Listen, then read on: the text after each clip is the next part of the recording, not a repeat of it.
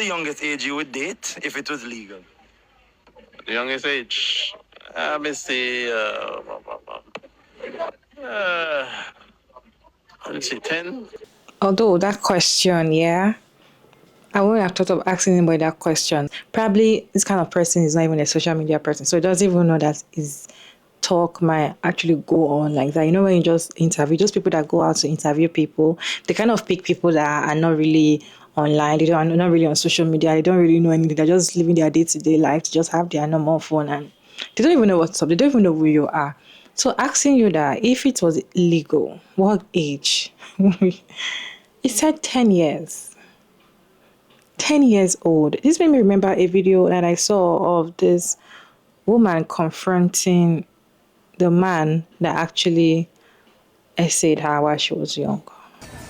Yeah, you don't know who I am? Oh, who is it? Didi? Yeah. Oh, shit. Damn, I don't know you, Didi. I just don't recognize you.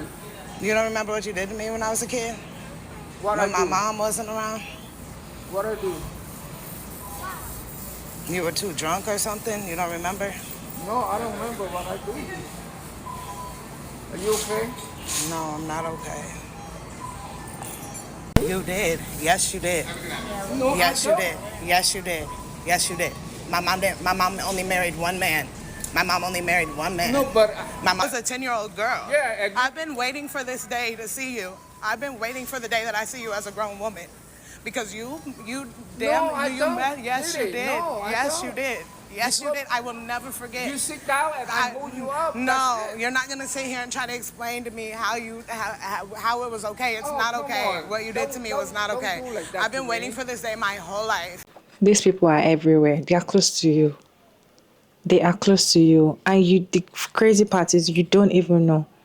And I also saw a video of a man that they were interviewing him. I've forgotten his name.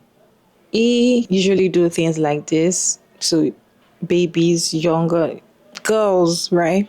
And they asked him like, tell us how you do it and all of that. And he was kind of talking about, when I say a young girl, that her father is very masculine, her father is very scary, I don't go close to her. When I say a young girl, that when I touch her and she's like, no, immediately, and she's aware of those things, I don't touch her.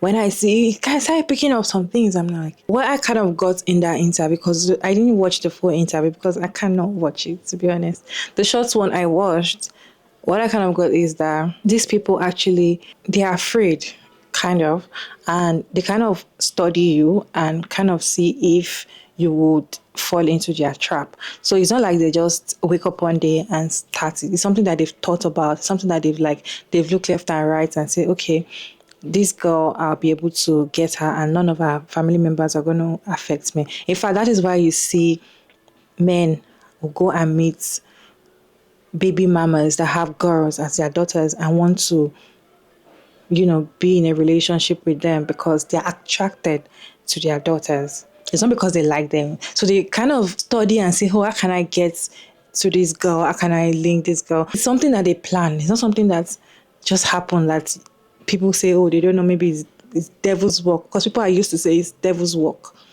Please tell me y'all seen that video where they interviewed that child offender and asked him, how do you choose your victim? Which little boy, which little girl you gonna take next? His answer sent chills down my spine, and everybody needs to hear this. He said, I don't pick the child, I pick the parent.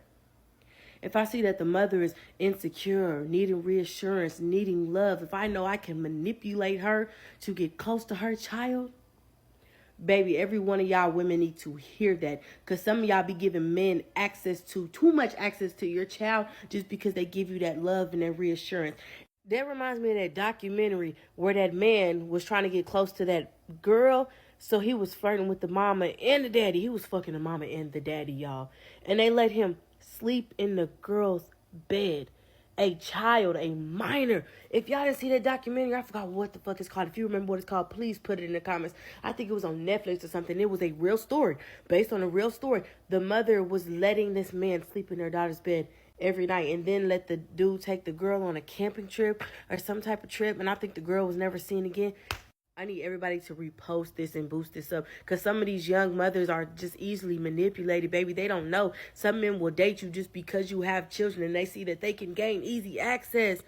There was an interview a while back with a child predator named Jack Reynolds. And he was asked specifically how he targeted kids. And even more specifically, he was asked what characteristics he looked for in a child. He surprised the journalists because he said more than the characteristics of the child, he looked at the family. And if there was a strong father who posed a threat, he stayed away. So for those of us who are fathers, this tells us at least three things. One is you'd better be a threat, and there's multiple reasons for that fact. Even some people say, well, it's not necessary. After all, we have the police, we have the military, that's their job, isn't it? And the answer is yes, it is their job. And it doesn't matter, because I will tell you right now that if you're ever in a position where your child needs you and you're not able to protect them, not because you lack the opportunity, but because you lack the capability or the capacity, it's not going to matter who else should have done the job, because after all, it was yours. You're the father. I once had a young man approach me and he wanted to talk to me about joining the military. But one of the questions that I asked him was, have you ever been punched in the face? Now, the question wasn't meant to be funny or arbitrary. It was there to determine whether or not he had ever found himself in a situation where he had been hit, and what did he do when he found himself in that situation? Because that's the part that always tests you. The ability to physically defend that which you love starts with mastering the ability to choose fight over flight. It is first and foremost a psychological decision to choose the safety of someone else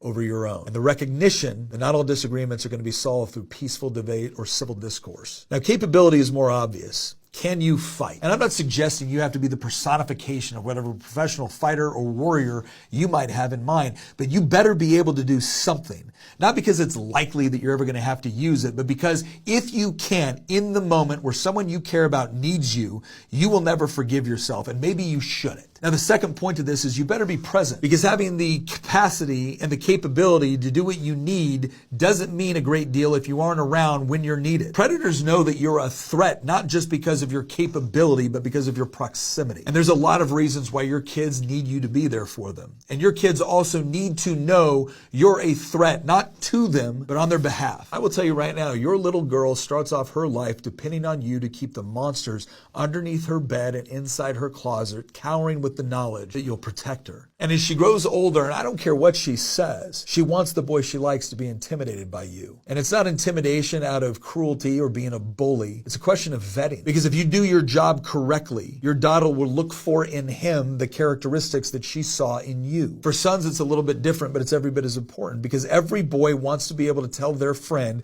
that their dad can beat up their dad. And I know that's true because I experienced it. I grew up in a divorced household. I got to see my dad during the summers, but I will tell you what, every kid growing up knew that my father was LAPD, and I couldn't be more proud of him because he was a strong man that was willing to protect. Because ultimately, your son depends on you to prepare them for the place they're going to assume one day for their own family. And if they are confident in your ability to do what needs to be done in that moment, then they'll also be confident in your ability to teach them to do the same thing for their own children one day. There's been an ongoing debate about this concept of toxic masculinity. And look, an honest person can look at the various traits associated with masculinity. Among those are the capacity and capability for violence. And they can freely admit that they can be used for good or they can be used for ill. And I don't know if you've picked up on this yet. Many of the same people who seem determined to justify the exposure of other people's children to sexual concepts and themes are the same people that seem equally determined to misrepresent the capacity and capability for violence as toxic traits. And you got to wonder yourself,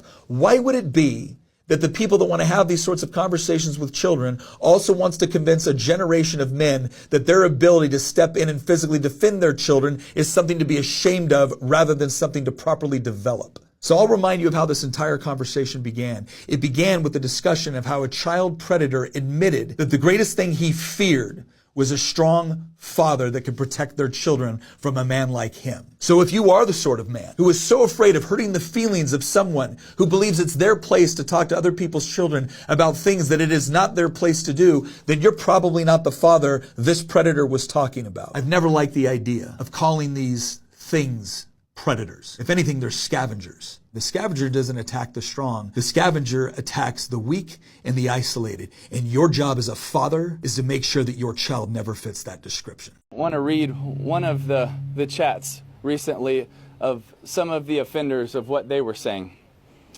This is also filtered, so it can be a little bit more appropriate for today. One of the offenders in the chat asked, what the others were into. Next man replied, he was mainly into 5 to 9-year-olds. Another said he was 60 and a very violent man, and no isn't an option for him. One of the offenders then said he has 20 terabytes of baby rape videos, and if they DM him, he would give them to him for a good price. Another offender confirmed and said he would show the others how to abuse his own kids and get away with it. Then another replied he has a daughter that he would love to share. Then the next replied, when asked if his wife knew about his abuse, the man said, heck no, it's our little secret, though I am on the lookout for others, as she is getting old now. Next responded, how old is she? The offender said, 8. That's what we're talking about here today. That's why it's so important. That's why we have to be urgent for every single one of these boys and girls. And another thing I feel like they do is they kind of threaten these young girls and tell them that if you tell I'm going to unalive you, I'm going to unalive your mom, you're going to be alone, nobody's going to believe you. And the fact that even some people might, even with that fear, some young girls, even with that fear, might even want to tell their parents, or they might even tell, right? And the parent might not even believe. It happens. It has happened. It usually happens. And even if the parent believes, they don't do anything. They'll be like, maybe you should stop going there. You know, things like this usually happen. It's not something that is new. These animals are everywhere. They're closer to you than you think. They are everywhere. The gang rapes goats, pregnant goats.